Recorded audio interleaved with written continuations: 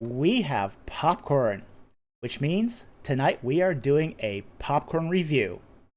Tonight's review is going to be of an American young earth creationist classic, The Pyramids of Egypt by David Down, on this episode of Ancient Egypt and the Bible.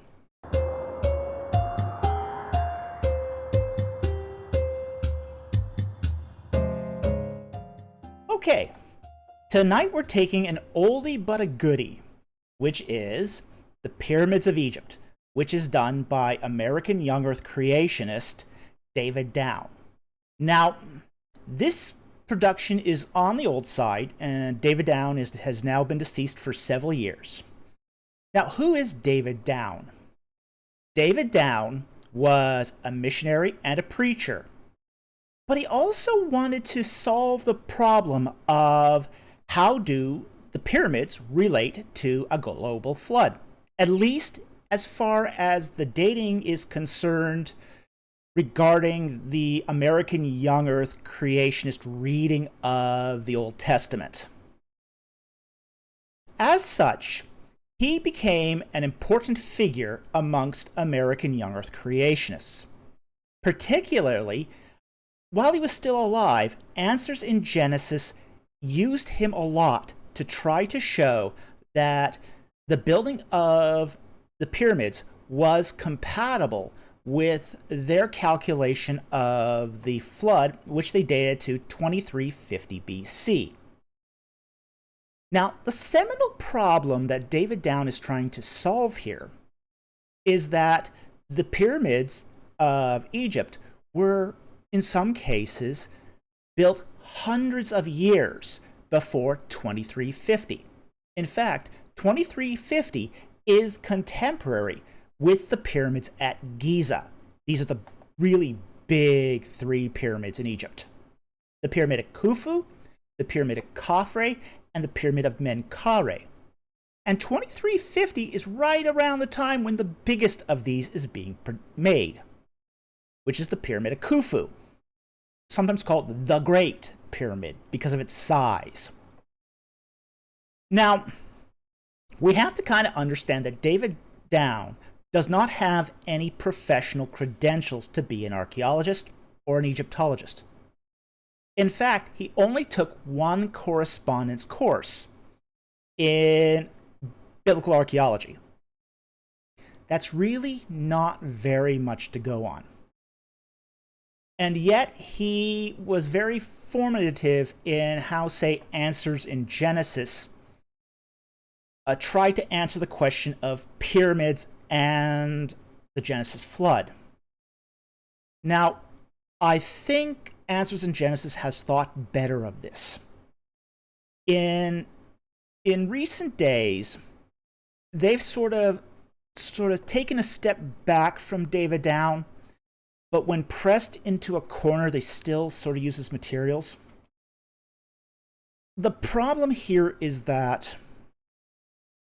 American young earth creationists have lots and lots of answers, pat answers for how to deal with dinosaurs. Really. You get them on stuff on dinosaurs and stuff that uses ablative reasoning.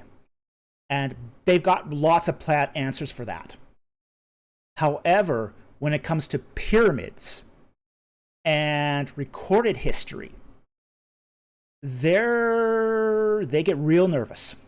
They get real nervous real fast, and they want to retreat. So more recently, Answers in Genesis' strategy towards dealing with pyramids has been to change the subject, rather than try to engage the issue. However, if you go to any, say, American Young Earth Creationist conference or lecture hall, you'll still see David Down's books and videos on sale on their literature shelf. They still use his material. So that's why we are taking a look at this particular video, because it's still relevant, it's still important, and it's still being used in American young earth creationist circles. So with that introduction, we are going to take a look and popcorn review The Pyramids of Egypt by David Down, We're going to start at the roughly the 14:38-minute mark. The first 14 minutes of the video is basically he's going over material about pyramids in general, and really, there's really nothing interesting there. So we're starting at the interesting bit. So we're getting right into it. So with that said, let's get into this popcorn review. Now, there is one more very interesting aspect of this pyramid. People often ask me, how old are the pyramids? Well, by the usually accepted chronology, these pyramids were built about 2600 BC. But if we accept the biblical chronology, it means that the universal flood occurred about 2300 BC. Now that means that this pyramid would have to be later than that. In fact, according to Dr. Emanuel Velikovsky's revised chronology, it would place it about the 19th century BC, and that would be... Okay, let's talk about Velikovsky's revised chronology. Now, Velikovsky he's another fringe theorist like David Rohl, who proposed a condensed chronology to try to fit it with basically a literalistic reading of the biblical chronology. Now, Velikovsky's major proposal is that the Battle of Carchemish, which is the battle between Ashur-uballit II of Assyria with his ally Necho II of Egypt against Nebuchadnezzar II of Babylon with the Medes and the Persians. And they fight at Carchemish. What Velikovsky is proposing is that battle from the 7th century BC is the exact same battle as the battle recorded by Ramses II, his Battle of Kadesh against the Hittites. So what Velikovsky is going to say is that Battle of Kadesh is really the Battle of Carchemish, and basically tries to collapse the chronology by 800 years. Now, David Down has its own version of Velikovsky's chronology, and I'm going to throw up a graph here that shows that chronology. Now, a standard kind of chronology is on the top. David Down's chronology is on the bottom, and you can see there's some radical differences here. Like, for example, he places the first and second dynasties as overlapping with the third and fourth dynasties of the Old Kingdom. So while you have Qasem Kemwe, at the same time, you're going to be having the dynasties of Zoser and Khufu. You'll also notice that the end of the Old Kingdom, dynasties 5 and 6, which is where we'd have Unus, also coincides with the Middle Kingdom, particularly Dynasty 11 and early Dynasty 12. That's, wow. At that point, they're competing for space at, say, Saqqara. You know, Unus is building his pyramid at the same time as, say, Senwosret I, and they're building it in roughly the same location. But, surprisingly, not out of the exact same materials. Then, what he does is he basically says the first intermediate period, dynasties 7 to 10, is the same period of time as dynasties 13 to 17. Now, the rub here is that dynasty 13 is actually part of the Middle Kingdom. And not only that, the conflicts, there's 2 separate civil wars happening in each of those intermediate periods.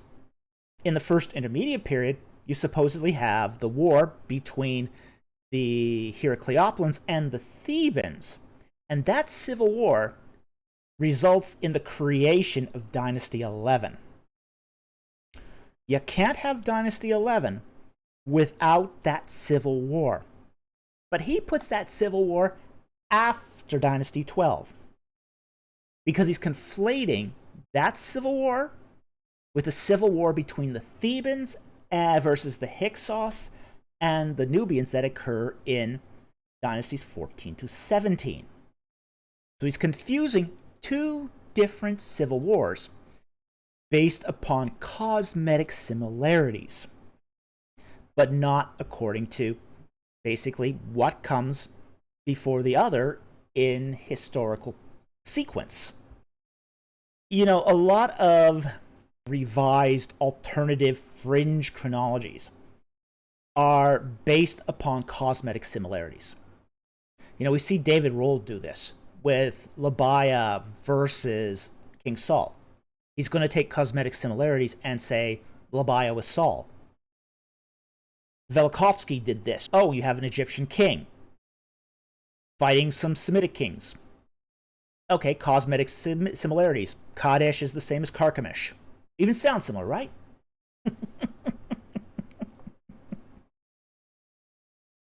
And Downs is going to do the exact same thing. You know, after, of course, the intermediate periods, he has the New Kingdom, dynasties 18 through 20, and dynasty 19 is going to overlap with the third intermediate period. And not only that, all those kings of the great kings of dynasties 18 through 20 are going to overlap with Israel and the kings of Israel. So you're going to have like King Tut, even a king such as Amenhotep the first, Amenhotep the second, overlap with the kings of Israel. But you're also going to have, say, the third intermediate period, dynasties 21 and 25, overlap with dynasties 19 and 20. Now, this is going to create some very interesting problems, because the kings of the third intermediate period and the kings of dynasty 19 and 20 are both leaving their monuments at Karnak Temple. Karnak Temple was the temple controlled by the Theban dynasty. Now, to claim the powerful kings of dynasties 18, 19, and 20 are letting some other minor king from the third intermediate period have access to Karnak stretches credulity.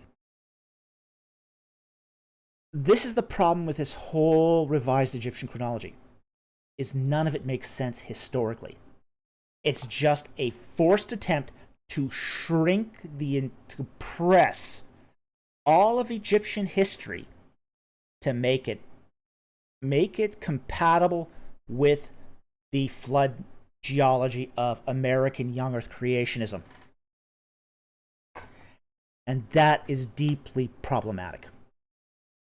You know, I don't necessarily deny that there was a global flood, but you can't have it happen at that point in history if you're going to say there is one. It makes no sense historically. And this revised chronology doesn't make any sense for a lot of reasons. And it's not just that the sequence is wrong and that it doesn't take into account the competing values and goals of the dynasties it overlaps with. It doesn't even account for the fact that those dynasties are pegged by synchronisms with Mesopotamia. So when he does this compression of dynasties, he's not just affecting Egyptian chronology. It's also affecting Mesopotamian chronology. We know from Mesopotamian chronology, and they tap the very good historical records in Mesopotamia. We know from their records and the synchronism with the New Kingdom that, for example, King Tut, he was in the late 14th century. You know, he's in Dynasty 18. He shouldn't be in that space of 800 to 1000 BC. He should be in that space of 1300 roughly, 1400 BC roughly. So there's some issues here. There's some real issues. Even the issue of, say, the dating of, say, Dynasty 13, we have a synchronism with Neferhotep I that pegs his date to roughly around 725 BC, contemporary with Hammurabi. Now, there's some debate about the dating of Hammurabi, but it's only by about, say, 50 years. Okay? It's not off by hundreds of years. It's not off by 200 years. He is moving the 13th dynasty by 200 years. That's not possible because of that synchronism with Hammurabi. And if you can't move the 13th dynasty, or 200 years later, then you can't move dynasties 11 and 12 to 200 years later. That's going to push dynasty 11 back to 2000 BC. And if that goes to 2000 BC, the first intermediate period has to precede that, because without a first intermediate period, you don't have a dynasty 11. And that's going to push the Old Kingdom before that point, before the first intermediate period. You've got no choice but to push those dynasties back before 2350 BC, which is the American young earth creationist date for the flood. That is going to be deeply, deeply problematic. History is going to force you to make those moves. There's just no way around it. Okay, so let's continue. About the time that Abraham visited Egypt. You know, you have the record in the book of Genesis of Abraham coming down here to Egypt and talking with the Pharaoh and so forth. Now, remember where Abraham came from. He came from Ur of the Chaldees. And Sir Leonard Woolley's excavations there from 1922 to 1934 revealed that the Sumerian civilization was the world's first civilization. More work's been done there. Now, Leonard Woolley's Ur is the Ur 3 period, essentially. But there's also been excavations that show that Ur had multiple dynasties. You know, that Leonard Woolley's Ur was the third dynasty of Ur. It also had a second and a first dynasty, and also had a pre-dynastic settlement period. The problem is that pre-dynastic settlement period goes at least to 2900 BC. There's a cemetery there that dates to 2600 BC, and you have the first dynasty of Ur happening at 2500 BC. All of this is happening before the American young earth creationist view of the flood. So by the time you get to Ur 3, which is 2000 BC roughly, you are dealing with a civilization that has been in continuous occupation already for 1,000 years. You're going to have a problem reconciling a flood geology according to the dating of American young earth creation, according to the archaeology we find at Ur. That's going to be deeply, deeply problematic. And they had a remarkable understanding of mathematics and astronomy and trigonometry and other sciences. Well, now, Josephus, the Jewish historian, made a very interesting statement, and I want you to listen to what that statement says. Abraham communicated to them, that is the Egyptians, arithmetic, and delivered to them the science of astronomy. For before Abraham came into Egypt, they were unacquainted with those parts of learning. For that science came from the Chaldeans into Egypt. Okay, there's a reason why we don't trust Josephus for ancient history. And this is the reason. Josephus was in sort of a contest to prove that the Jewish society, the Jewish civilization, was the oldest civilization and the most wise. They were fighting for cultural supremacy with the Greeks, who are making similar claims. This is going to taint Josephus's view of ancient history. Now, Josephus is very, very good with his contemporary, the history of his contemporary period. But when he starts getting to stuff 1,000 years before his time, he's just completely whacked. And he's going to pull from things that are really just more or less just empty speculation. We have no evidence at all, except from Josephus, that Abraham brought arithmetic, geometry to Egypt. That's just empty conjecture. So it's just, this is sort of grasping at straws. So, if that is correct, and Abraham came here during the time of Khufu, that would explain something very interesting. You see, this pyramid is exactly square. It is exactly level. It is exactly orientated north, south, east, and west. And if you were to take a circle with the top of the pyramid... Well, it isn't. It isn't. It is not exactly oriented north, south, east, and west. That's wrong. According to Mark Lenner, who is the preeminent authority on pyramids, the Great Pyramid of Khufu is its axis, its north-south axis, is 3 degrees 6 minutes off of true north. Okay? Now, that's significant. That's not lying true to true north. In fact, one of the things we have to understand about pyramids is they are not aligned according to true north. They're aligned according to the river. We have to understand that Egypt is a river culture. And because it is a river culture, and the river runs roughly south to north, and they're aligning it according to the river, pyramids are going to align roughly north, but not exactly north. In fact, where the river bends, the pyramid, the alignment of the pyramids follows the bend of the river. Very interesting. So no, it's not aligned according to true north. It's off by several degrees. And where the river bends, so do the pyramids. So, as far as the arc of the pyramid, forming a perfect circle, the angle of the Pyramid of Giza is roughly 51 degrees. I think it's 51 degrees 50 minutes. Now,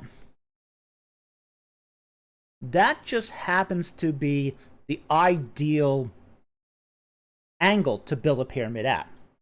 And that's because of the stability of the stone. However, one of the things we have to realize about pyramid building was it wasn't done out of pure mathematics. It is done out of trial and error. Khufu's predecessor, Senefru, built many pyramids with many different angles. And they weren't all that stable. Some were more stable than others. It's finally when Senefru built the Red Pyramid that he discovered that sort of ideal angle of around 51 degrees. He tries, for example, to make them much steeper to make the pyramid taller and finds that they're not stable. It's a process of trial and error that takes 300 years to perfect. So this is not being done from pure mathematics. And it's really perfected before Khufu's time by his father, Senefru. Pyramid as the center of the circle and apply the formula 2 pi r, you would find that that would be the exact circumference of the base of the pyramid. Well, now, either that's a remarkable coincidence or it means that the Egyptians at this time knew the formula 2 pi r. Or they lucked on it through trial and error. Because that's what happened, is they lucked on it through trial and error, not by pure mathematics. Where did they get it from? Well, if Abraham imparted to them this knowledge, that would explain it all. And so it raises the interesting possibility that the Egyptians may indeed, as Josephus says, have learned their astronomy and their mathematics from Abraham, who brought it from Ur of the Chaldees. Could be. Look, this is nothing but empty conjecture. It's just completely empty conjecture. If Abraham visited Giza, and if he learned mathematics, and if the possibility that Josephus was correct, then it would make sense. None of those ifs and possibilities are proven. There's no evidence for it. This is just empty conjecture. There's nothing backing it up. So, we're going to call this one is definitely empty conjecture, all the way.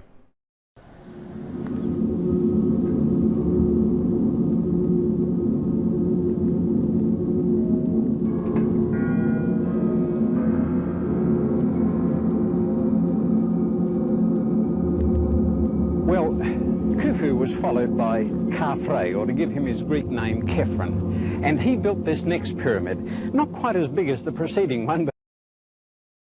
Well, Khufu was not actually followed by Khafre. It was actually followed by Djedefre.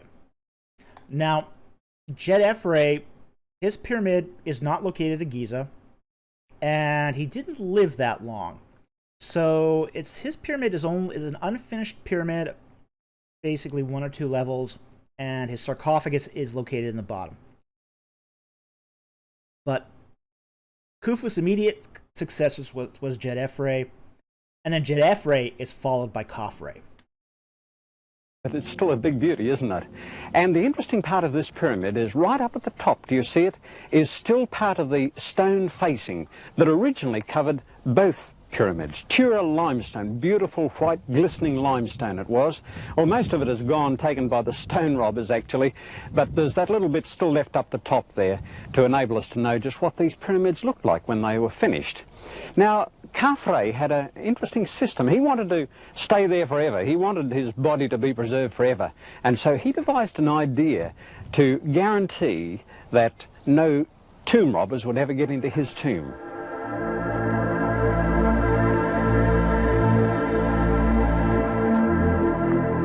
Well, this was his idea. He had a sphinx made here.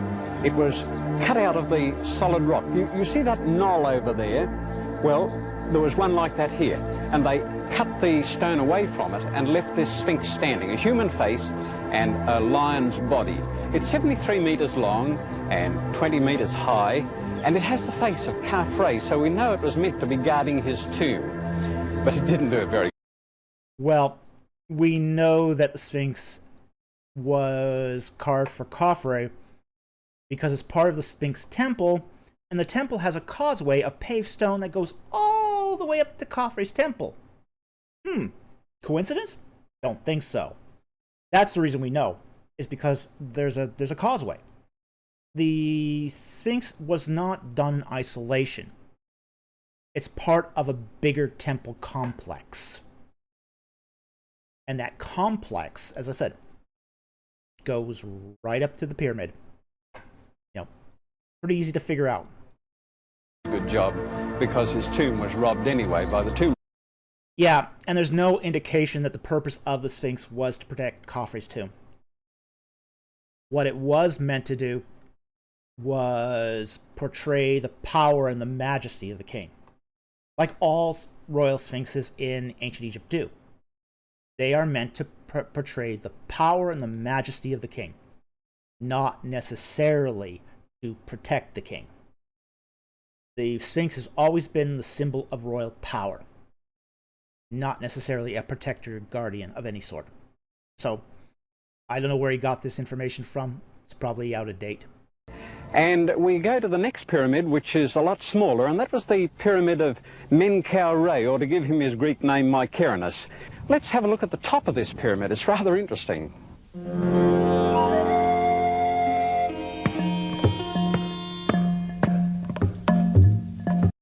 Yes, boys and girls, do not climb pyramids. It's illegal. The Antiquities Police are not going to be happy with you if you start climbing pyramids. They're there to prevent you from climbing pyramids, and they're going to start yelling and shouting at you, and they're going to probably escort you off the site. And if you do any damage as a result of climbing a pyramid, they'll probably arrest you. So it's a really, really bad idea to climb a pyramid. Don't do it. Don't do it. It's just irresponsible. So here we are at the Pyramid of Unus over there. It's in rather poor condition, all the outside stone is gone, but the inside is interesting. There's a new development here. Let's go down and have a look.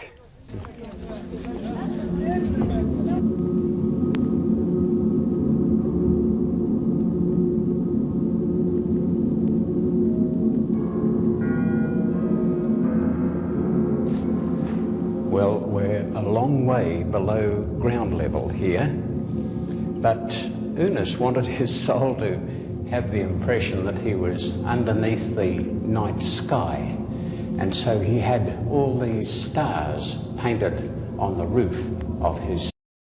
Stars on the roof of a pyramid is probably not an innovation by Unus. Just about every temple in Egypt you see decorated on the roof stars.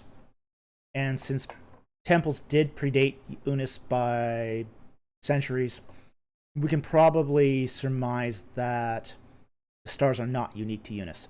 Now, on the other hand, however, the fact that it's a decorated burial chamber in a pyramid, that is new to Unus. He's the first king to decorate his burial chamber in a pyramid.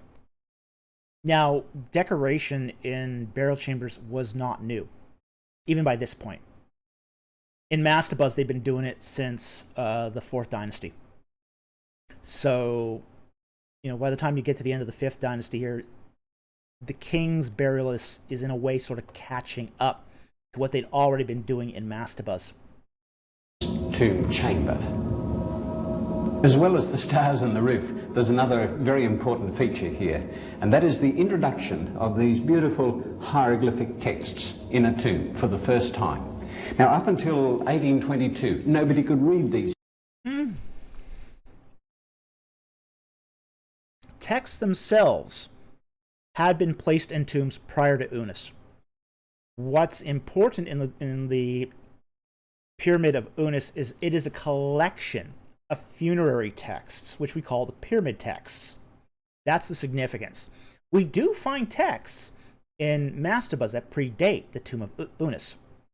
We just don't find the pyramid texts. So this is sort of the innovation, that these texts that might have been used in in mortuary practices going way back are now collected and being used to decorate the walls of the tomb of a king, a pyramid. So that's very interesting. Texts. But then came the Rosetta Stone. In 1798, Napoleon Bonaparte's forces crossed the Mediterranean and he occupied Egypt. Soon after, one of his officers building a fort at a place called Rashid in the Delta, now known as Rosetta, and he found there a strange stone, which he sent up to Cairo. Subsequently, the British occupied Egypt and confiscated the stone. It was a French genius by the name of Champollion who was ultimately able to announce that he was able to decipher the Egyptian hieroglyphs in the year 1822.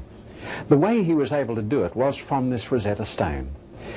At the top there is the Egyptian ancient hieroglyph pictorial writing. Beneath that, in the center, is the Demotic, which is also the Egyptian language, but in a cursive script. And down below here is the same message in the Greek script and language. Now this could be read, the Greek could be read, and so by comparing this with the Demotic and then with the hieroglyphs, ultimately Champollion was able to announce that he could interpret the hieroglyphs. Not exactly in that order. It wasn't that Champollion read the Greek and then was able to interpret the Demotic and then the hieroglyphs. He read the Greek, was able to interpret the hieroglyphs, and then the Demotic. Now, how he was able to do this was because of the cartouche. Inside the cartouche happened to be the names of the particular kings or queens. He was able to notice that roughly the placement of the name in the Greek text followed the placement of the name in the cartouche. From there, he was able to decipher the alphabet, basically the uniliterals or some phonemes. From there, he referenced the Coptic language, which was the final state of the Egyptian language, to figure out the language underneath the hieroglyphic script. And from there, he was then able to apply that to the Demotic.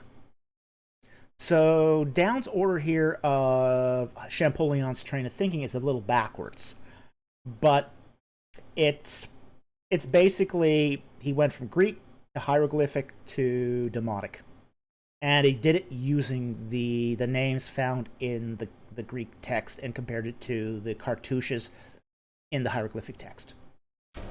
So now the Egyptologist can read these beautiful hieroglyphic texts, and the result is some very interesting light on a biblical story.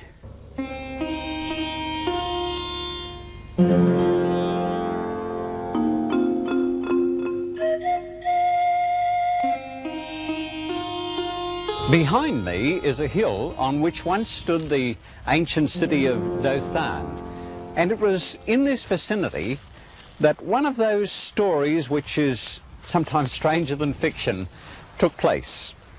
It was the story of Joseph, the son of Jacob. Jacob had 12 sons, and one of them was Joseph. The second youngest was Joseph. And Joseph was a very good boy. Jacob loved him very much, but he made the fatal mistake of showing favoritism towards this son. And he even made him what the Bible calls a coat of many colors. Actually, that's not a good translation. It should be a coat with long sleeves. No. It's not a coat with long sleeves. He's going to come up with this fabulous story of why long sleeves, but it's essentially, the translation is a varicolored or multicolored tunic. Okay? We do have pictures of these multicolored tunics from the tombs at Beni Hassan, where other Semitic peoples also wore them. The one thing we sort of discovered about this from the tomb paintings at Beni Hassan is that they didn't have sleeves. None of these varicolored tunics had sleeves. So he's not getting this from the text.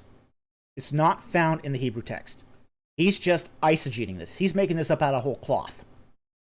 He's doing this to explain why Joseph didn't work, is essentially what he's saying. The fact that Joseph is too young to work in the dangerous profession of, say, being a shepherd, or that just showed him favoritism. Okay, sometimes he just shows people favorites. Parents do play favorites after all, and treat one kid better than the other. Okay? Which has probably nothing at all to do with Joseph's mothers. Nothing at all. Okay? So, anyway, Down is going to make up a story here just to sort of drive his particular point home. But we do know from the pictures of varicolored tunics, none of them had sleeves. You know why? Because if you had long sleeves, that meant that you weren't expected to do any manual work. Well, the other brothers, of course, had to go out and do their work. And one day they left the home and went out with their flocks to Shechem. And after they were away for a while, their father got a bit anxious and said to Joseph, "You better go and see how they're getting on." So Joseph went. Now Joseph had had some dreams in which he dreamed that sheaves from a wheat field like this were bowing down, 11 of them were bowing down and worshipping him. And of course the brothers interpreted this as meaning that one day they would bow down to him, and of course they didn't like that. And they resented this, you see. Well, when Joseph came to Shechem, he found that the brothers had already left, and they told him they'd gone on to Dothan. So that means they came onto this place here. And when the brothers saw Joseph coming, they said, aha, here comes that dreamer. Now listen, let's kill him, and then let us see what happens to his dreams. And so they all thought that was a good idea, and so when poor unsuspecting Joseph came, they grabbed hold of him. But Reuben, the oldest of the brothers, didn't want to have to go back to his father and tell this story. And so he said, listen, don't let's kill him. Let us throw him into this pit, referring to a nearby cistern. Okay, that's not a cistern. That's a well. A cistern is a great big cavern that was used to store hundreds of thousands, even up to millions of gallons of water. Okay, it's a cavern. This is a well. There's a difference. This well is at the foot of the hill on which Dothan is built. The stones up near the top are of fairly recent origin, but those stones down the bottom are very old. Well, it is possible that into this pit, which was dry at the time, Joseph was lowered with the intention of leaving him there by the brothers. However, after a while, Judah came along and he said, look, why don't we make a quick shekel out of this? And a caravan of camels was coming along, and he said, let's sell him as a slave. Well, these Midianite traders took Joseph down to Egypt, and there they sold him to an officer by the name of Potiphar. Apparently Joseph decided if he was going to be a slave, he might as well be a good one, and he was so reliable that Potiphar promoted him to be the head over his household. Unfortunately for Joseph, there was some false accusation made against him, and he was flung into prison. Well, while he was in prison there, the two servants of Pharaoh, a butler and a baker, were also flung into prison, and one day Joseph came along and he found them looking very disconsolate. And he said, what's your problem? Well, the butler said, we've had some dreams and we don't know what the meaning is. Oh, Joseph said, tell me, I'll tell you the meaning. God knows the meaning. So the butler said, well, I dreamed that I had 3 bunches of grapes and I squeezed them into Pharaoh's cup. Oh, Joseph said, that's easy. It simply means that after 3 days you're going to be restored as Pharaoh's butler to squeeze the grapes into his cup. Well, when the baker heard that, he... Okay, the reason why the butler is so worried here is because his dream is found in Egyptian dream interpretation manuals. We find the dream of squeezing grapes into a cup in the Papyrus Chester Beatty 3, which is also called the Dream Book, and is essentially a dream interpretation manual. Now, when the butler gets that dream that he's squeezing it, that's a bad dream. That dream in, say, normal Egyptian interpretation means you've had it. A very, very bad dream. And basically, Joseph is basically saying, hey, don't worry about the Egyptian interpretation. I'm giving you an interpretation from God. And it's good. You'll be serving drinks to the king in no time. Okay? So, but that's why the butler is so worried. Because classical dream interpretation says that this is a really bad dream and that he's had it. So that is why he's so concerned, and he's come to Joseph for a second opinion. I thought, that's pretty good. And he said, well, I dreamed that I had 3 baskets of bread on my head. And the birds came and ate up the bread. Joseph said, that means that after 3 days, you're going to lose your head. Well, it happened just exactly as Joseph had predicted. And when the butler was restored, Joseph said, hey, just remember me when you get out, because I shouldn't be in here. But unfortunately, Yeah, the good luck with butler that. completely forgot about it, and it wasn't until about 2 years later that Pharaoh had a dream. And he did not know the meaning, called in the wise men, they couldn't tell him. And it was then that the butler suddenly remembered, oh yes, I remember that fellow in prison. So he told Pharaoh about it, and so Pharaoh said, well, bring him here. And so Joseph was brought in, and Pharaoh told him the dream. He said, I dreamed that there were 7 fat cows came up out of the river Nile, and they grazed there. And then 7 thin cows, so thin you couldn't believe it, came up, and they gobbled up the 7 fat cows. Moo. Well, Joseph said, I'll tell you what that means. It means that there's going to be 7 years of plenty, and that will be followed by 7 years of famine. The Nile is going to stop flowing just about, and there'll be a famine. So you better gather together, appoint somebody to gather together all the grain during those 7 years of plenty, so that when the 7 years of famine comes, you'll have enough to eat. And so Pharaoh said, well, that's a good idea, and what better person could we have to do all this than Joseph? And so Joseph was appointed as the vizier of Egypt. Yep. Now the question is, who was this Pharaoh? Which one? I personally consider that the chronology of Egypt needs to be shortened, and in that case... Yeah. And we've already shown that that's really problematic, shortening the chronology of Egypt in that way. It just makes a pig's breakfast of the history of Egypt. You've got civil wars happening after the victors take the throne.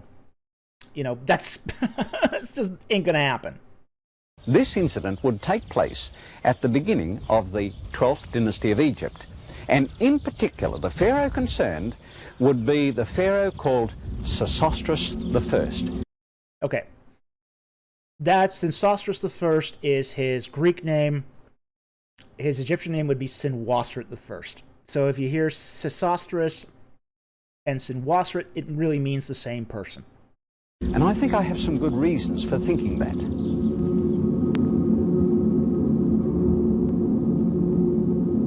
This is a statue of Sesostris I.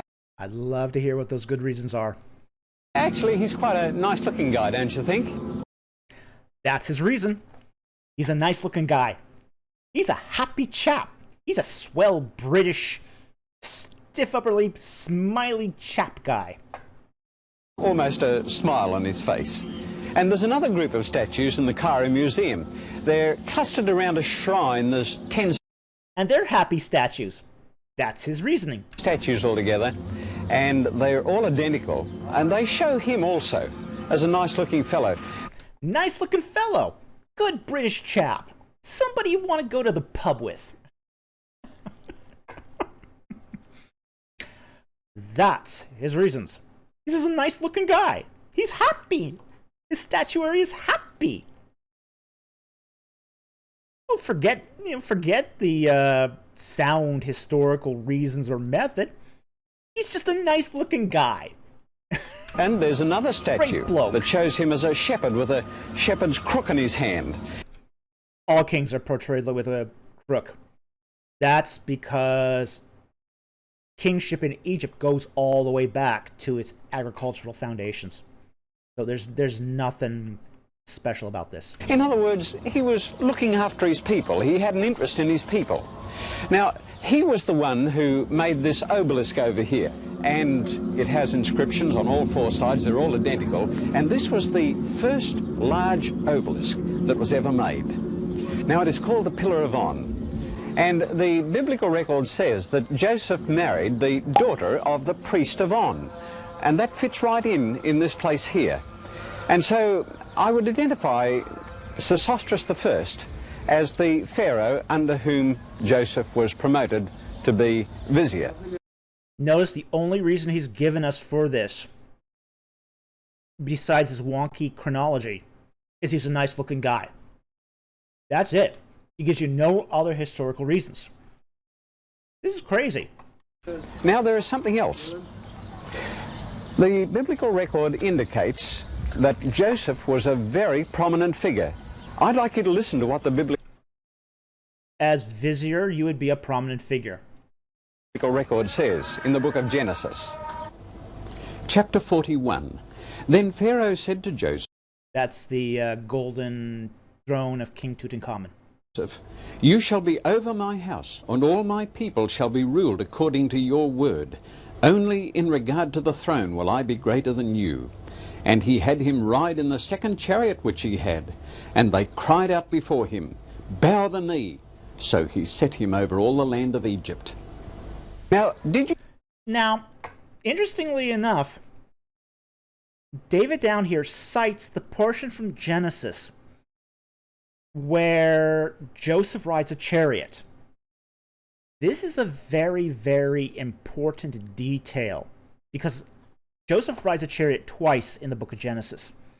One when he rides alongside of Pharaoh, and the second time when he mounts a chariot to go to his brothers.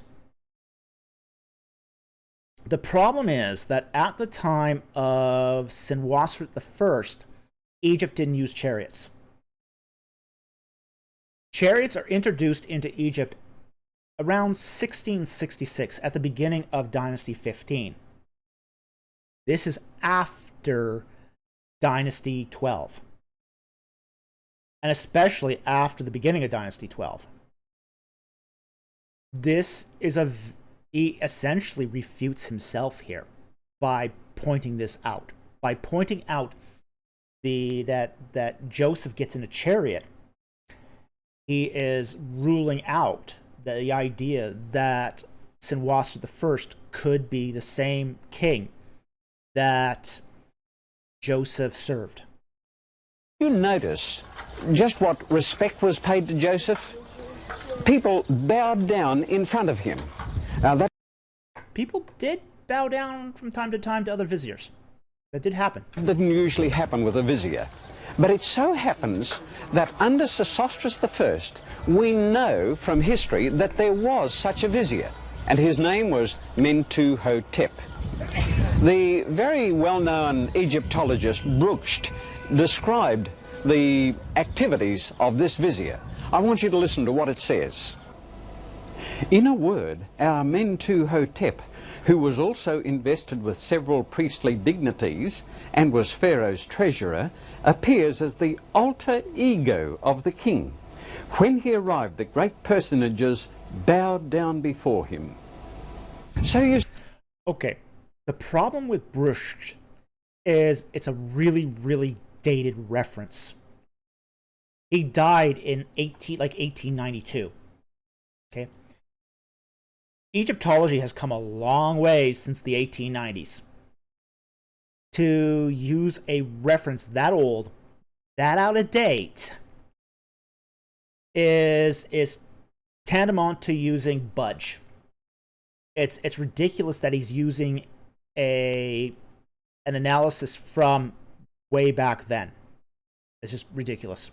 See, this fits in very well with the biblical account, and we do have such a vizier under Sesostris I. But there's other evidence too to support what I'm saying. Okay, let's talk about Mentuhotep. Okay, this is the treasure. This is a statue of the treasurer Mentuhotep, and this one here is from the Luxor Museum. Now, the Luxor Museum has two statues of Mentuhotep. The Louvre has one too. We find a lot of statues of Mentuhotep, and there's a reason why.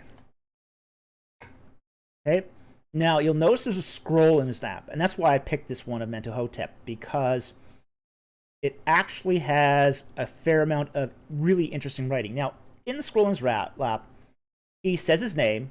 You know, he's servant of the king. He's treasurer of the storehouses, and you know he has excellent hands. You know, this is one of the, you know, a good scribe has excellent fingers or hands, as it were. Okay, so that's fairly common for a scribe to describe himself. You know, and he's best known for being a treasurer, not vizier.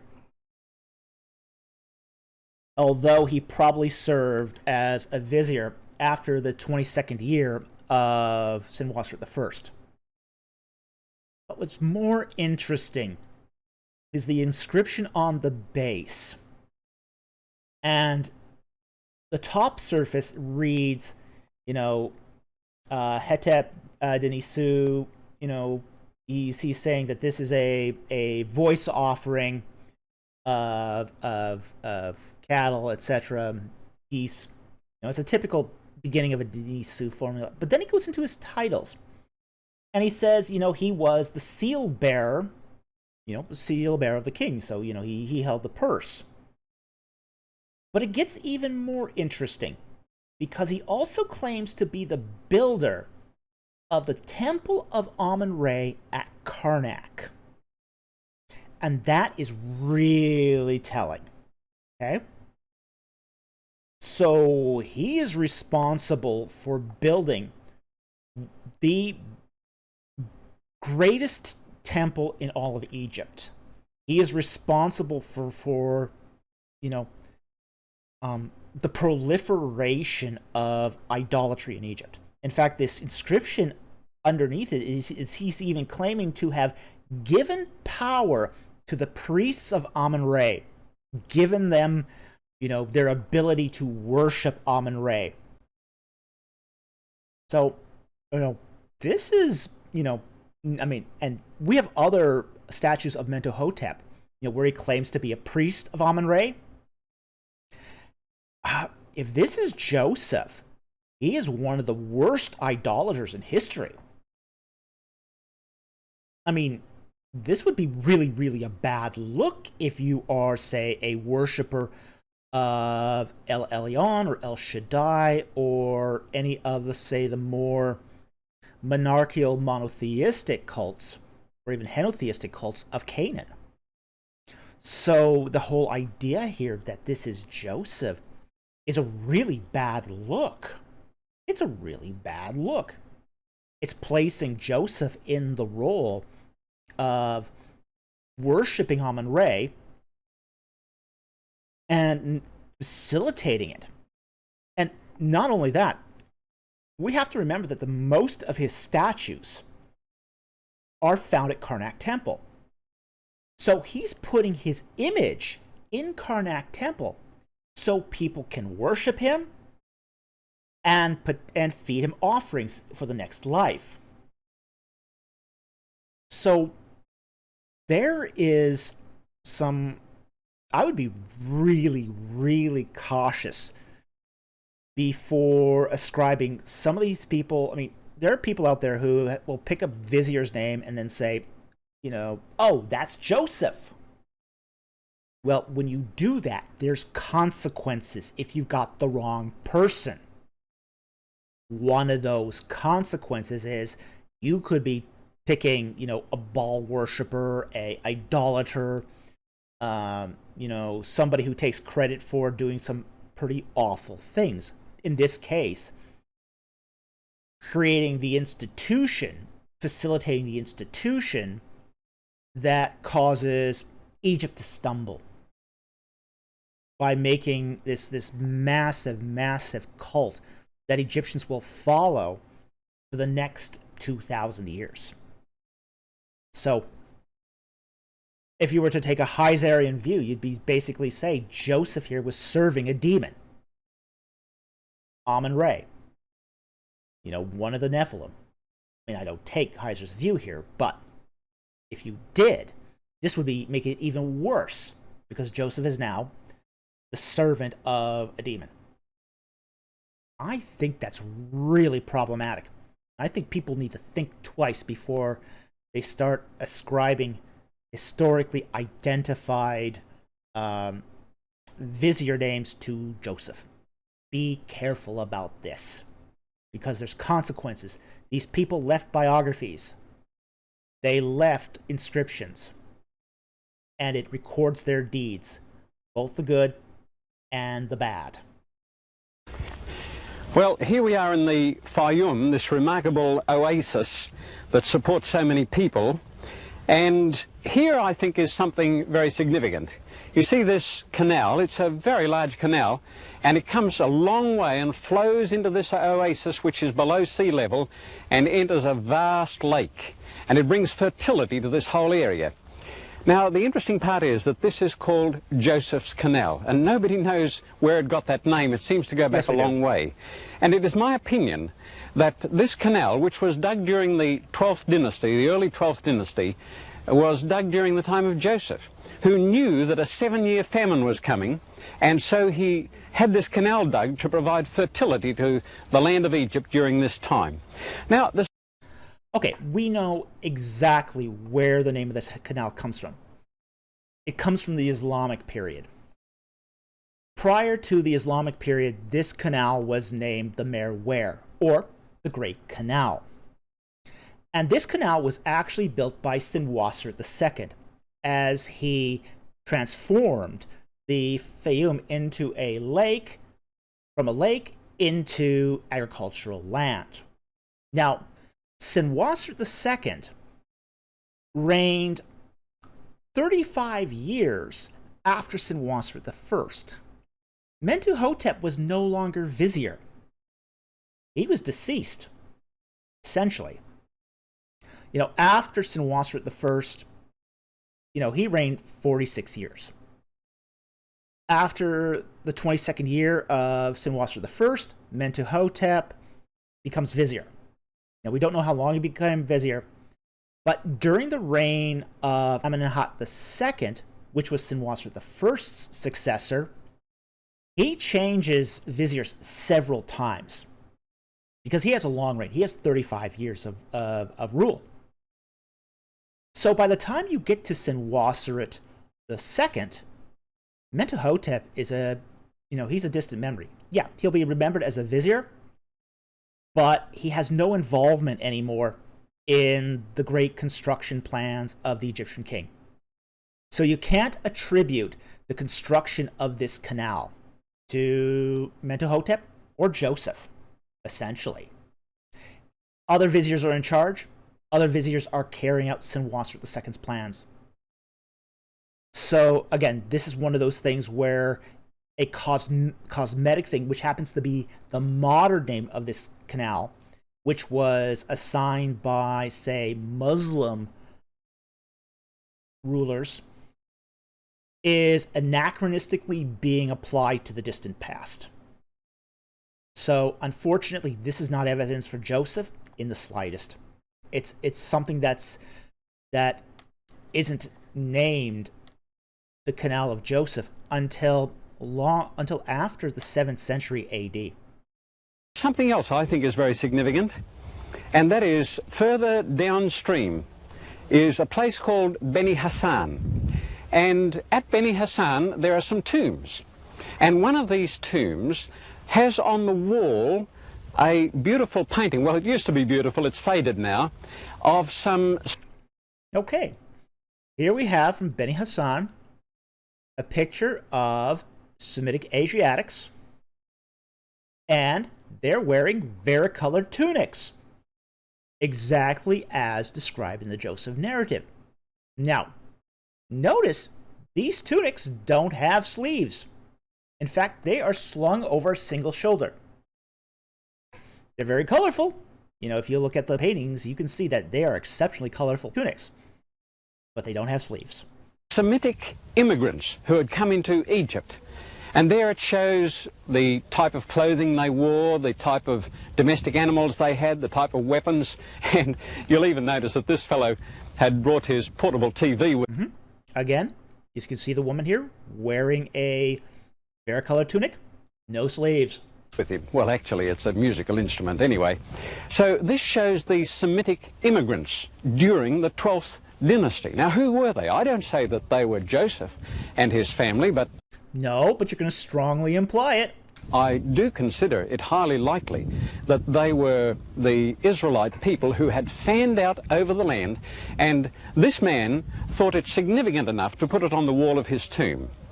Identifying any Semitic group with the Israelites prior to the formation of Israel, we have to remember that there were no Israelites prior to the Exodus, because Israelites are really, by definition, those people who left the land of Egypt with a mixed multitude.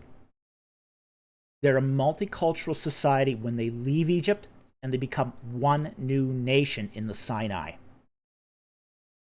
There were no Israelites prior to the Exodus. It's an anachronism to say that there was. They're the sons of Jacob, potentially. They're Asiatics. In the case of from the tomb writings of Beni Hassan, they're Asiatics. That's all we're told.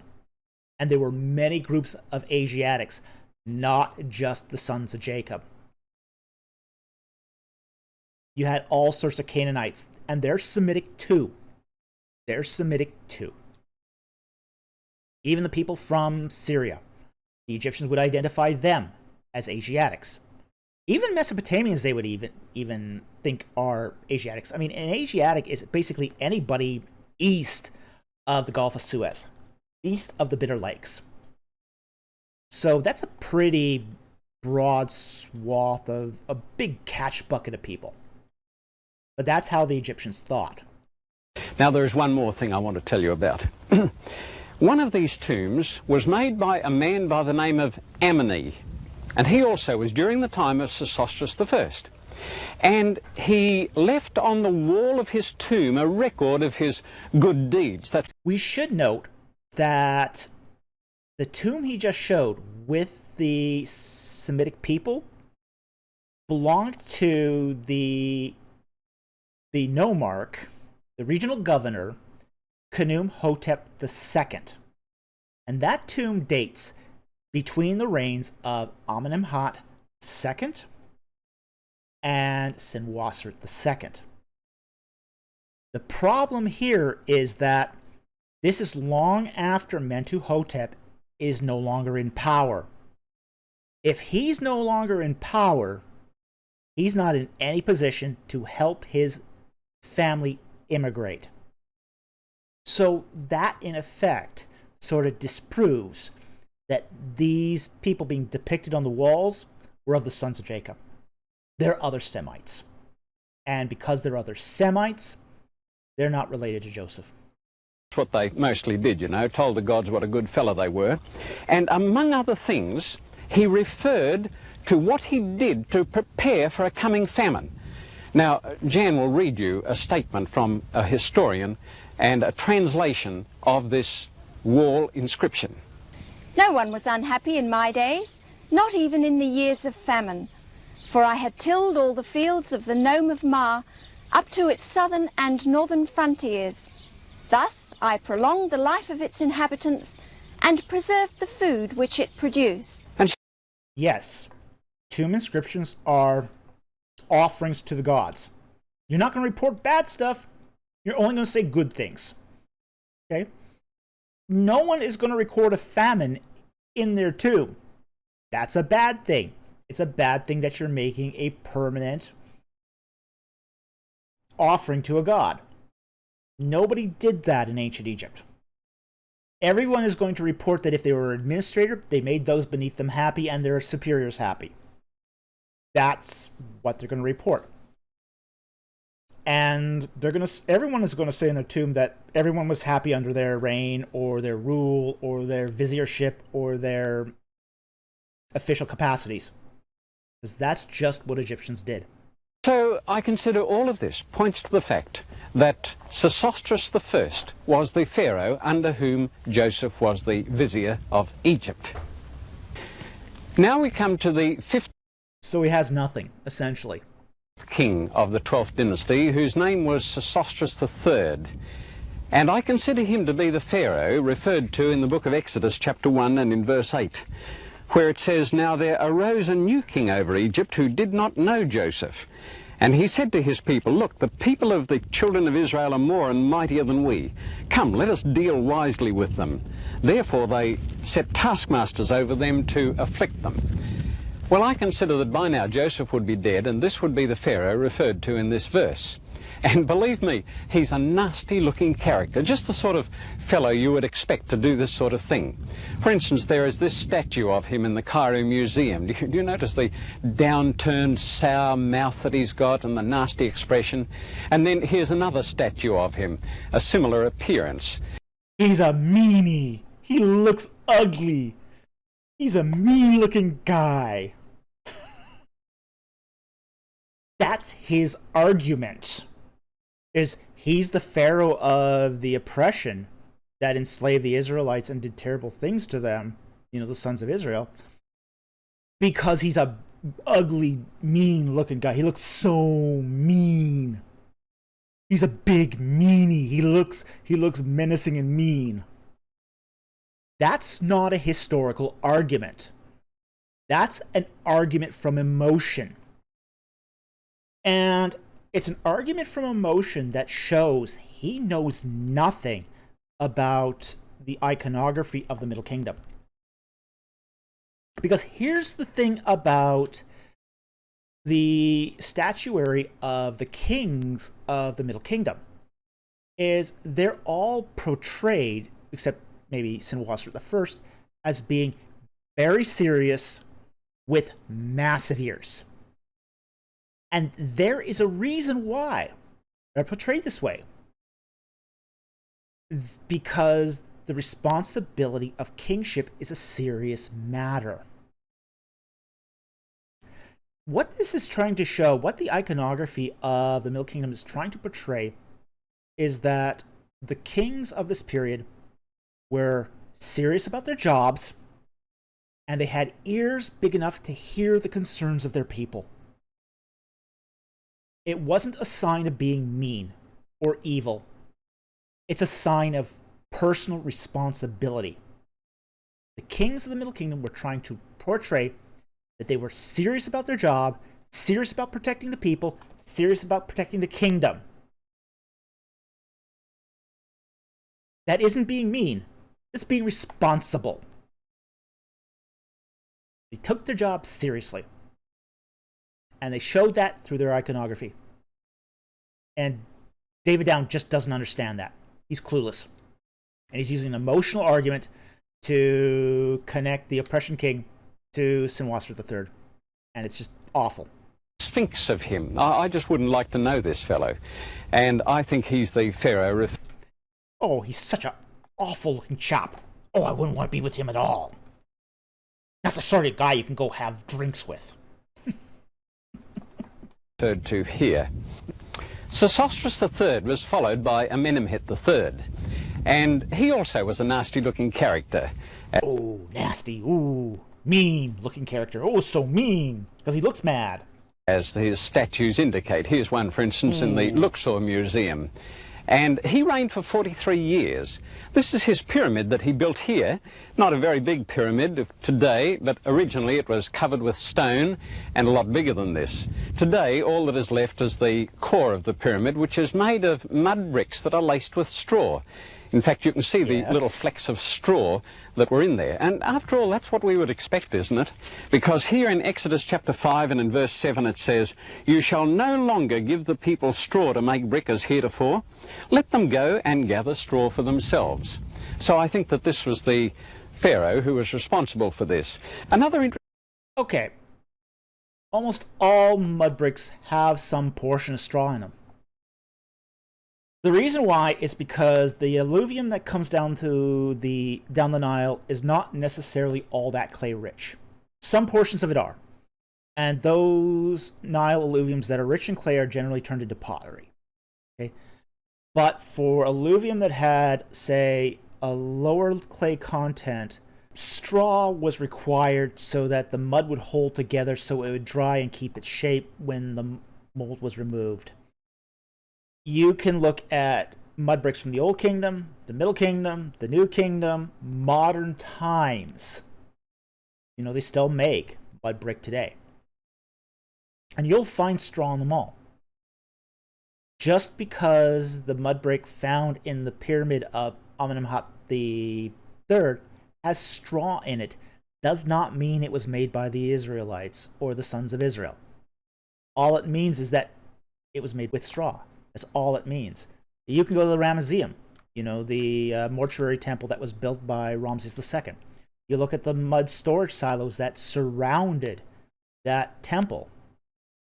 Those mud brick storage silos, the mud brick there all contains pieces of straw. You find that in most mud brick. So this doesn't prove anything. It's nothing. Interesting point is that Amenemhet III had a daughter, no sons. That's debated, highly debated. We don't know if he had sons, stepsons, or grandsons. Okay, we do know Sobek-Neferu was his daughter. That much we know. This relationship to any male offspring is unknown. And that daughter had no children. That is correct. She did not have any children. Her name was Sebek-Neferu-Re. And this would explain why she went down to the River Nile and saw the little baby Moses in a basket there. Yeah, that's going to be really difficult to prove. You might wonder, well now, why would an Egyptian princess take a little baby from the slaves and propose to make him the next pharaoh? Well, you see, she wasn't down there having a bath or taking a swim. She was down there for ceremonial purposes. Yes, she was down there for ceremonial purposes. She was taking a ritual bath prior to going into a temple. Egyptians did this all the time. She was ritually bathing. That's her reason for going down to the edge of the Nile. It's the reason why Pharaoh in the book of Exodus went down to the Nile, because he was ritually bathing to make himself suitable for entering into a temple.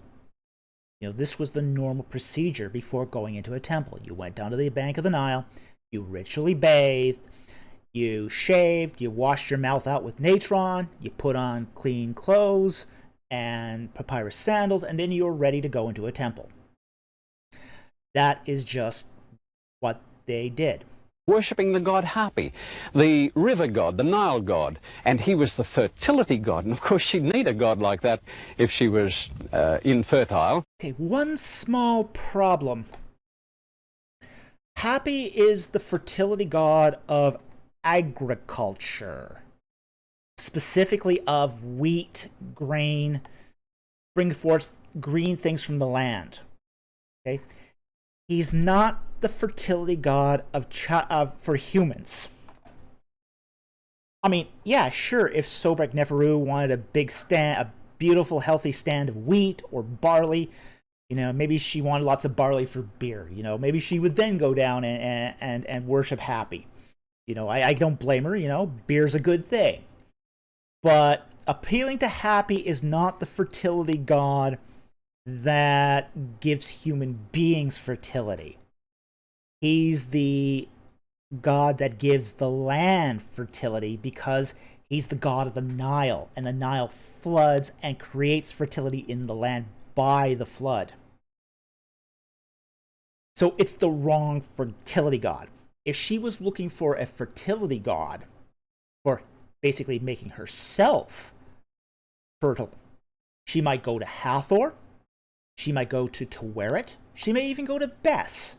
She wouldn't be going to Hapi, because Hapi is not that kind of fertility god. It shows that David Down does not understand much about Egyptian mythology.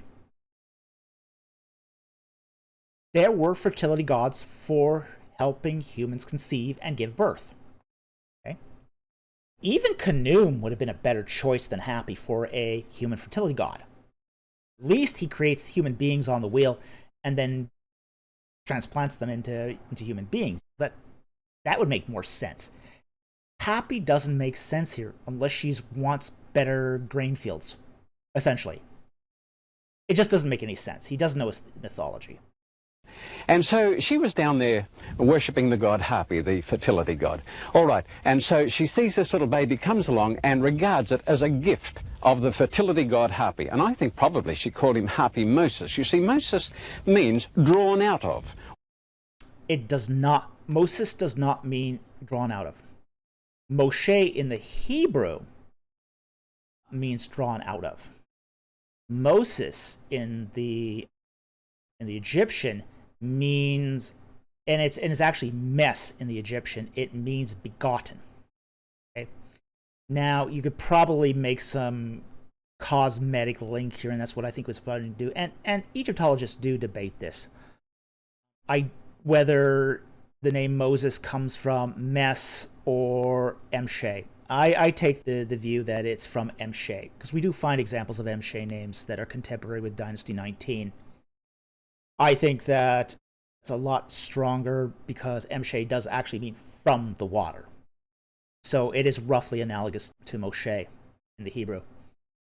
But, we can probably let this one slide because it is still debated, vigorously debated in the Egyptological community. Or born of. In other words, born of the river god Hapi. There are a number of pharaohs called that. For instance, there was Tutmosis, born of the god Tut. There was Ramosis, or born of the god Tut.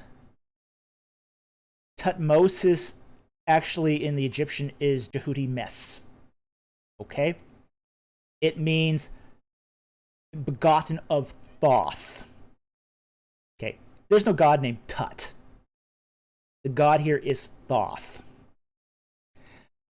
And in Egyptian, it's Jehuti. Ramesses, born of the god Ra. So, again, it's not, in the case of Ramesses, it's not born of the god Ra. It is Ra has begotten him. There's a pronoun, extra pronoun there. So he doesn't know his Egyptian names very well here. Here we have Moses, born of the god Hapi. Well, he was the baby who was to become the next pharaoh, but he disappears off the scene. And it's not hard to understand why. There was a king by the name of Amenemhet IV, who was intended to be the heir of Amenemhet III. But suddenly he disappears from the scene. I think that was Moses myself. All right, let's talk about Amenemhat IV. I'm going to pull him up here. This is a sphinx that is in the British Museum, and it's of Amenemhat IV. Now, you're going to notice something here. Between his paws on the chest is a cartouche. That cartouche has the throne name of basically Amenemhat IV. Okay? The thing with a cartouche is you don't have the right to actually create monuments with one of those until you're actually king. Moses was never king. The biblical text says he was adopted by the daughter of the king. That doesn't give him automatic right to the line of succession. Unless he's made son of the king, there is no right to the throne. Being an adopted son does not give him the right to become king. That's a right that is bestowed by the king alone. Only the king can name who is the son of the king and name a line of succession. Amenemhat IV was king. He reigned 9 years in total, 2 years as co-regent. He doesn't just disappear. In fact, he leaves monuments in a number of places. Okay? We have the Sphinx. Okay? There's proof he was king. He also was responsible for partially rebuilding the temple of Hathor at Serabit el-Khadim. He couldn't have done that as just simply a second fiddle co-regent. He had to have some substantial power to do this. The fact is, he reigns 9 years. At least 7 independent. So, he's not just disappearing. And it would be incredibly strange for an independent king of Egypt to just pick up and leave, and just to take a group of slaves with him out of Egypt. It would be incredibly strange and implausible. Just amazingly implausible. Here's the problem. David Down doesn't know his history. This is why, say, American young earth creationists get in trouble when they start talking pyramids. They don't know their history enough to understand how secure that history is. And this is why we have problems. This is why we're doing this popcorn review of a guy that's been deceased for a while. Because American young earth creationists are still using his materials. they are still basing their arguments on much of what this guy did. You know, you go to any, as I said, any American Young Earth Creationist conference, or they have study groups too, and you'll find on their literature table his books for sale. You know, his Unwrapping the Mummies is still in print. It's still being sold. His DVDs, among which that you might find this particular production, are still being sold. And I think this is really unfortunate, because once you start examining it and once you start seeing how tissue thin not only his argumentation is, but how bad his history is, I think it leaves young Earth creationists in a lurch. And I think I said this in the introduction already, but Answers in Genesis, who used to back this guy, now when the topic of pyramids come up, they just sort of change the subject. Oh, pyramids! Oh, look at that, genetics! We're going to talk about genetics instead. Because that's safer than talking about pyramids. They know they're in trouble when they start talking about David Down. Okay, they know they're in trouble at that point. They know if they follow what they had subscribed to with David Down, they're in trouble. Because it opens them up to ridicule. But I also don't think they have a good out either. They don't have a good alternative to that American biblical chronology hermeneutic. The same hermeneutic that the early daters of the Exodus also use. It's the hermeneutic that is at flaw. And I think everyone should just stop using this guy's materials, because they're just rubbish. Okay. Definitely Amenhotep IV, not Moses. Moving on. Because he was forced to flee at the end of this man's reign. And so we can... No, he wasn't. He was made king, and he reigned 7 years. Well, now we're visiting the tomb of Sesostris II. You see it over there in the distance? Also a mud brick pyramid. And this particular pyramid was made by Sesostris II, and it was excavated by Sir Flinders Petrie in the year 1891. And Rosalie David published a book only in 1986 in which she highlighted some of the discoveries made by Petrie. And he found that there was an entire city here which was occupied by Semitic slaves, if you please. Mm-hmm. We'll go to the top of the pyramid and I'll point out the city from there. You can look out and see where the temple was and where the city was that Petrie excavated. Now, he found evidence there that it had been occupied by the workmen who lived and who worked on building these pyramids. And he concluded from the evidence that they were Semitic slaves. Now, that is true. The residents of Kehun were Semitic slaves. There's something else that he found too. This book by Egyptologist Rosalie David was only published in 1986. Rosalie David is a good source. There's nothing wrong with that source. And it is on the people who built the pyramids, the actual workmen, you see.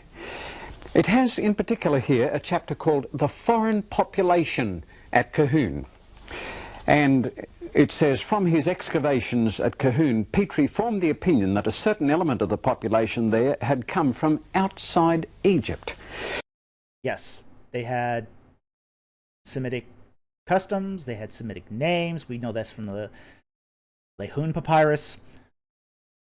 They had some Semitic burial customs. They were absolutely Semitic, no question about it. Now, the archaeologists couldn't figure out who this foreign population were. It says here... They were Asiatics. Yeah.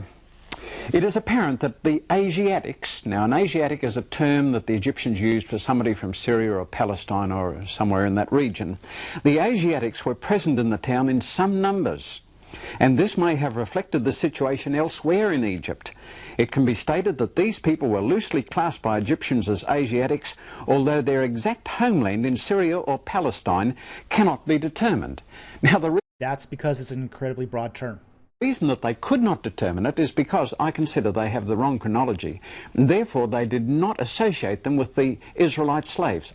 Oh, I hate when guys do this. Okay, they basically create this wonky revised chronology just to get the result they want. That's a kind of confirmation bias again. That's how you got into this trouble in the first place, and we've already disproved your wonky chronology. So this is deeply problematic. As the Israelite slaves. It says the reason for their presence in Egypt remains unclear. In other words, we don't know who they were or how they came to be in Egypt. But put it with the biblical account and you have the answer. They were enslaved by the Pharaoh. No, you don't have the answer. The problem is Semitic Asiatics have been enslaved in Egypt going back at least to Dynasty 4. Basically the reign of Senefru. Senefru reports that he took thousands of Semitic Asiatics as slaves to work on his building projects. The thing is, you go through most of the periods, the kingdom periods of Egyptian history, you'll find various kings of Egypt taking slaves from the Levant. Kings of the Old Kingdom did this. Kings of the Middle Kingdom did this. And so did kings of the New Kingdom. They all did it. So because it's happening over such a broad period of time, just saying that, we're going to make this hinky chronology and then use the Bible to correlate through our hinky chronology that we made hinky to fit the Bible, that's not going to prove the case. If anything, it's just going to make that case more suspicious. It's going to send up red flags like you won't believe. So, we should doubt this. Of particular interest, I think, is something that Petrie found under the floors there. There were boxes.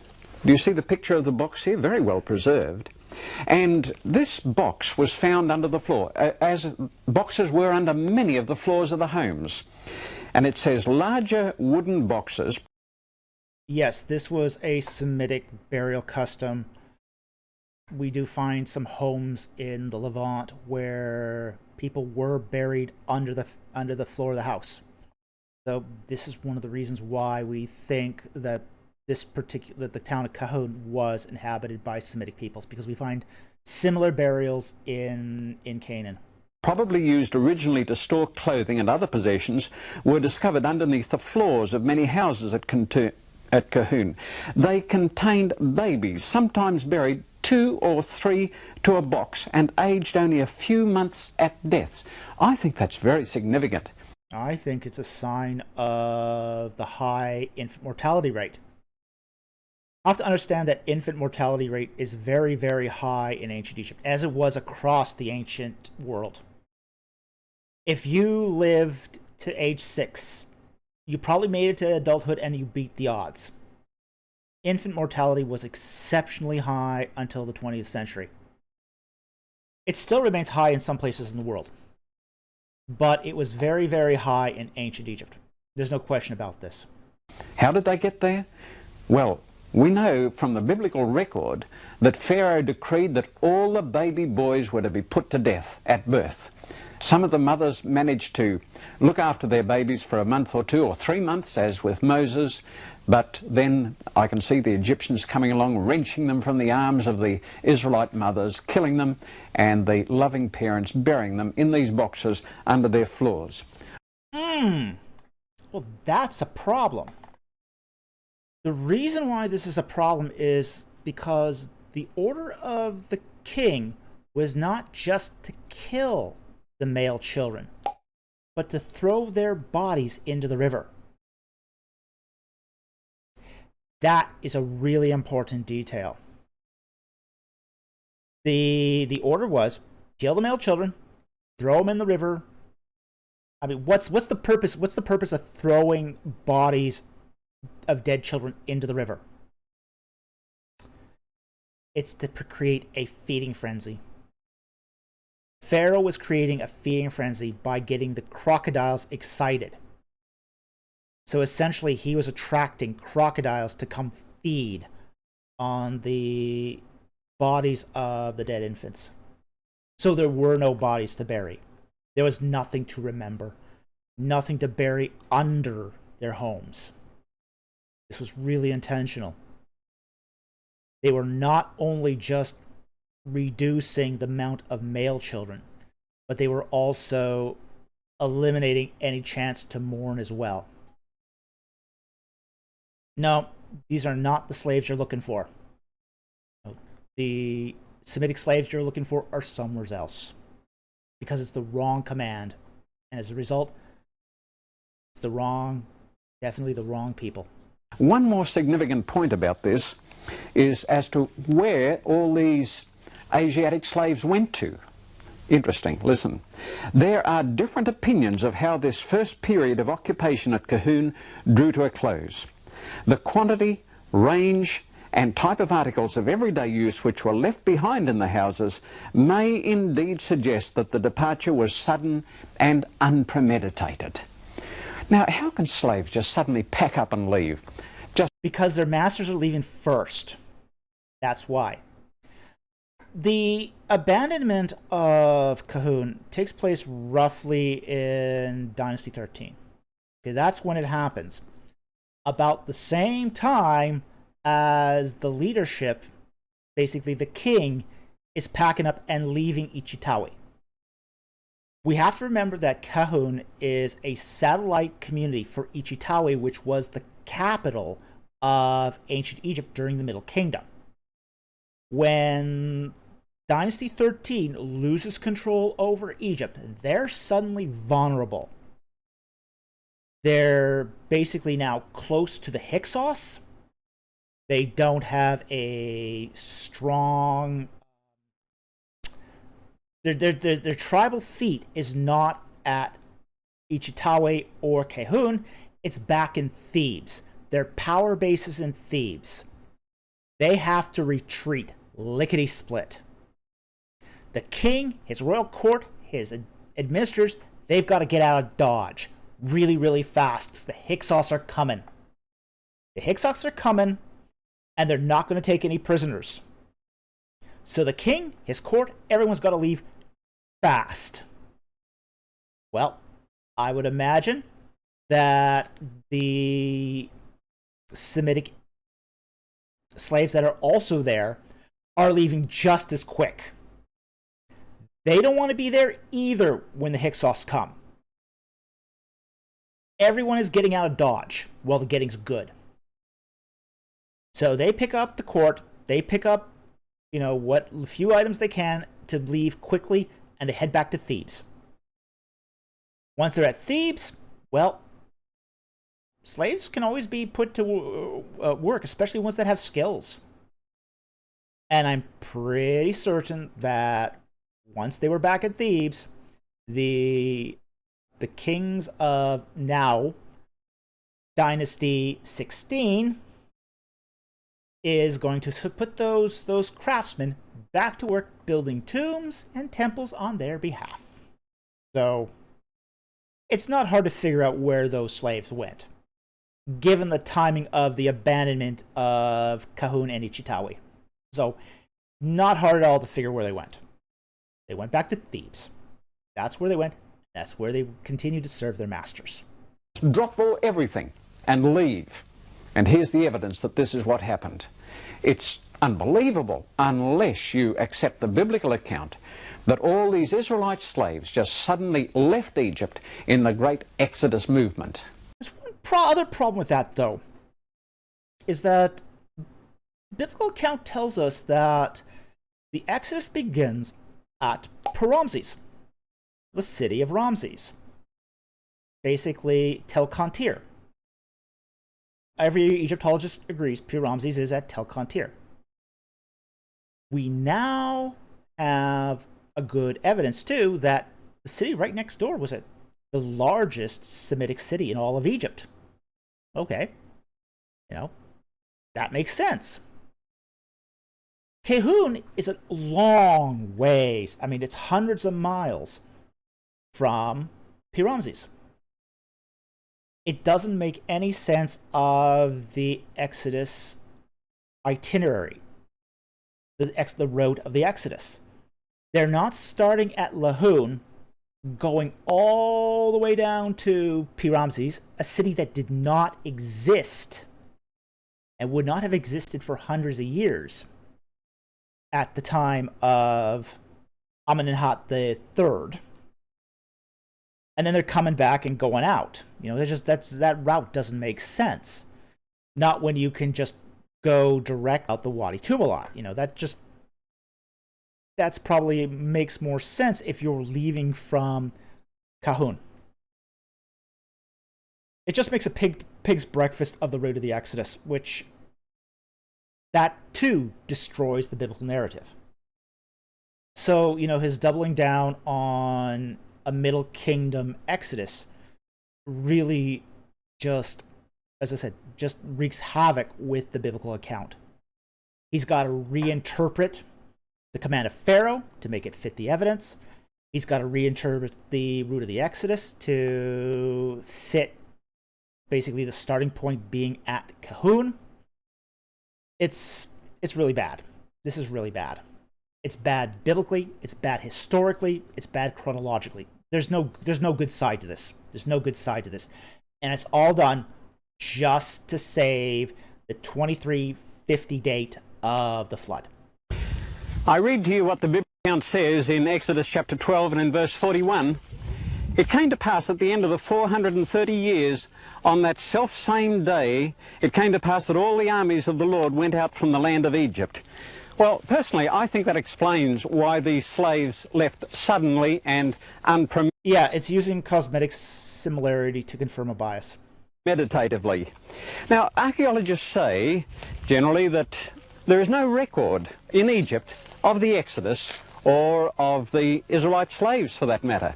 Well, I think that's because they were looking for it in the wrong place. They're looking for it at the end of the 18th or 19th dynasty, but if you look for it at the end of the 12th dynasty, I believe you do find a record. You see, these 10 plagues that fell on Egypt prior to the Exodus were absolutely devastating. Listen, Exodus 7. And all the waters that were in the river were turned to blood. The fish that were in the river died. The Egyptians could not drink the water of the river. Well, whether they actually turned to blood or looked like blood doesn't matter.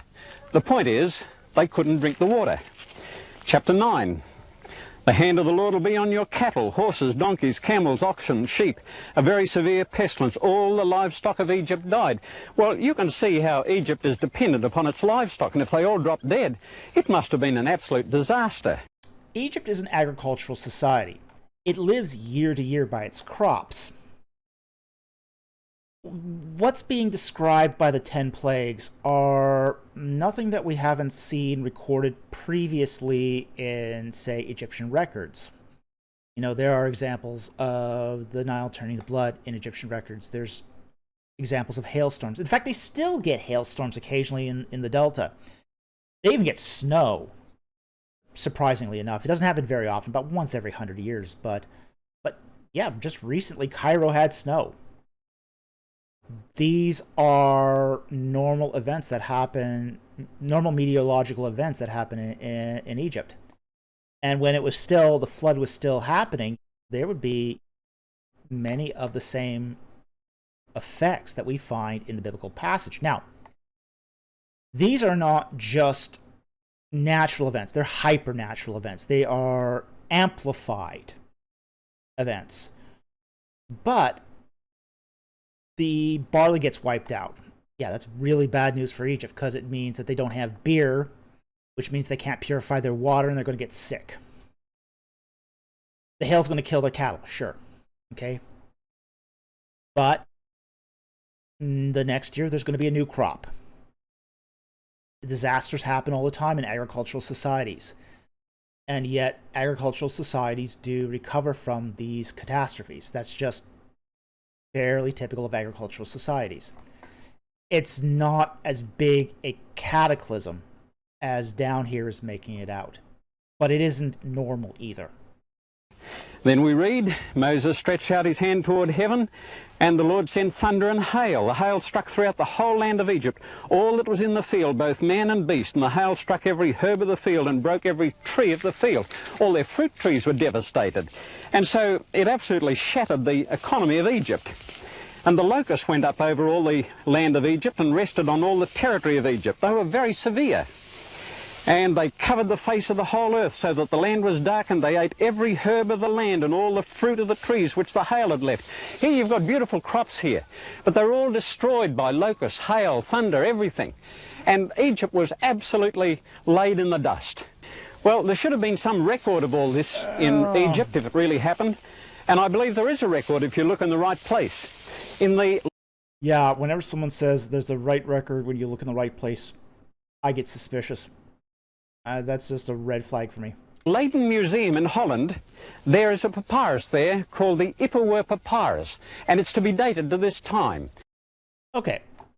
The Ipuwer Papyrus does not date to the end of the Middle Kingdom or the end of Dynasty 12. It dates to the beginning of Dynasty 12, during the reign of Amenhotep I. Now, we know this because it was part of a genre of texts that are called the prophetic texts. And they're a set of ex eventu prophecies that were delivered around the time of Amenhotep I. We have several of these texts. It's not just the Ipuwer Papyrus. We also have the prophecy of Nefertiti as well. And the prophecy of Nefertiti names, which, quotes many of the same things, such as the water turning to blood, sky going dark. It also names the king at the time, which happened to be Ameni. And Ameni is the nickname of Amenhotep I, who is the predecessor to Senwosret I. As you recall, according to David Down, Senwosret I is the king during the time of Joseph. So the dating of these texts is pretty secure.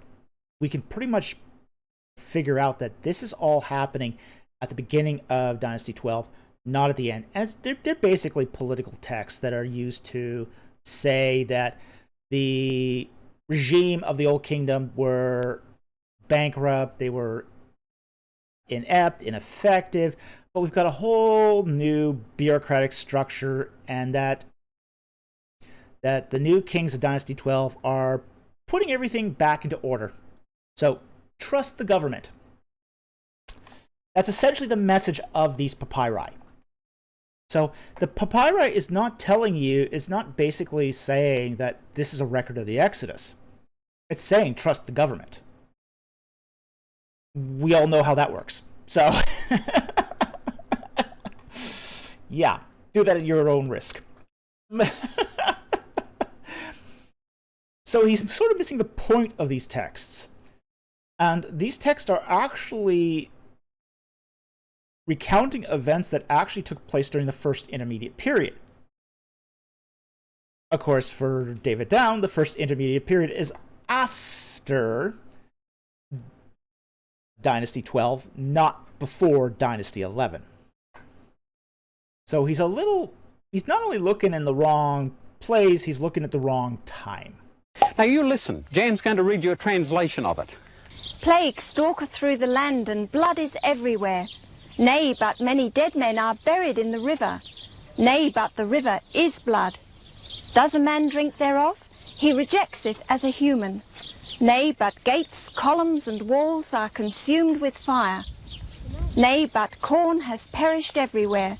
The storehouse is bare. So, you see, when we look in the right place, we find that you can take the biblical record seriously, and it all fits into place. With a lot of jury rigging from the chronology, you can just shoehorn it to fit, however you want. Just change the chronology. Just jumble it all around. Make the past the future the past. It's just, Events in history. History's flexible. Yeah, you can just slot around it anywhere. Heck, you don't even need historians anymore, because those fuddy-duddies, they just tell you that one event comes after the other. those sticklers of causation,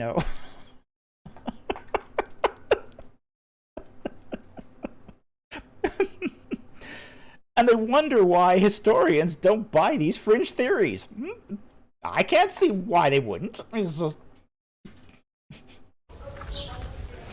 In our next program, we leave the pyramids of Egypt and travel south to the tombs and temples of Luxor and Karnak. There we will further investigate how biblical history can be both complemented and brought alive by historical facts and archaeological discoveries. Okay, we're going to stop the video right there.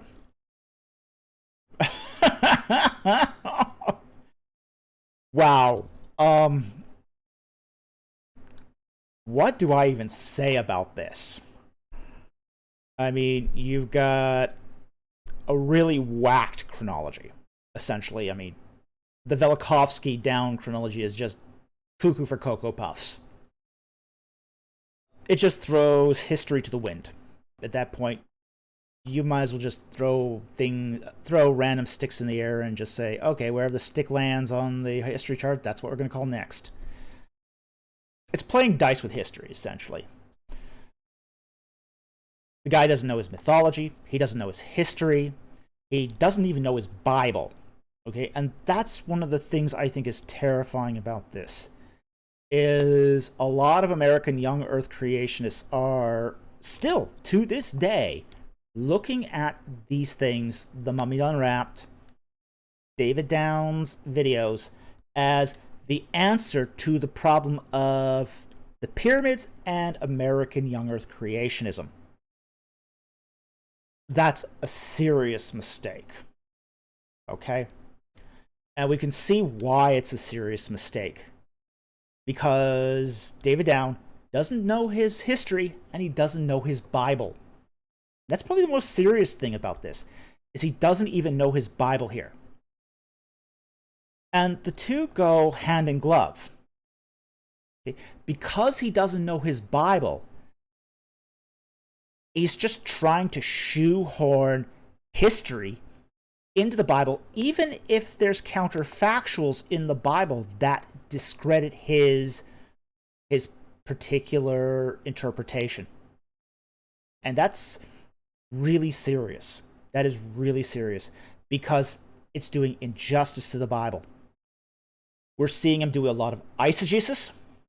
We're seeing him sort of skip over and gloss over details, like the whole fact that Pharaoh ordered the young boys tossed in the river. He ignores that. He ignores the fact that Joseph rode on a chariot. He ignores that Amenemhat IV reigned at least 7 years as sole king of Egypt. There's so many problems here that it's really hard to fathom. He had to take anachronisms like the Canal of Joseph and then say that that is evidence for the existence of Joseph. It's really amazing. It's really amazing how bad this is. But it's also amazing that these materials are still being used. And they're still being used in the defense of American young Earth creationism. If you want to believe that, then you need better materials, essentially. Because these materials don't defend the biblical flood being in 2350 BC. They basically show that the flood didn't take place in 2350 BC, even by the account of the Bible itself. So with that said, we're going to end it here tonight. I think we showed the problems more than adequately here. I think if you want to believe in creationism, there's a perfectly acceptable position. This is not a critique against creationism, whether young Earth creationism or American young Earth creationism.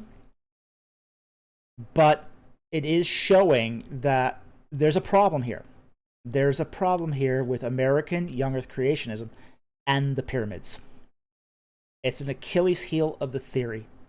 and better solutions need to be sought. So anyway, with that said, thank you very much for watching. I hope you'll learn something tonight, and I hope you found this interesting. And I will see you next time on Ancient Egypt and the Bible.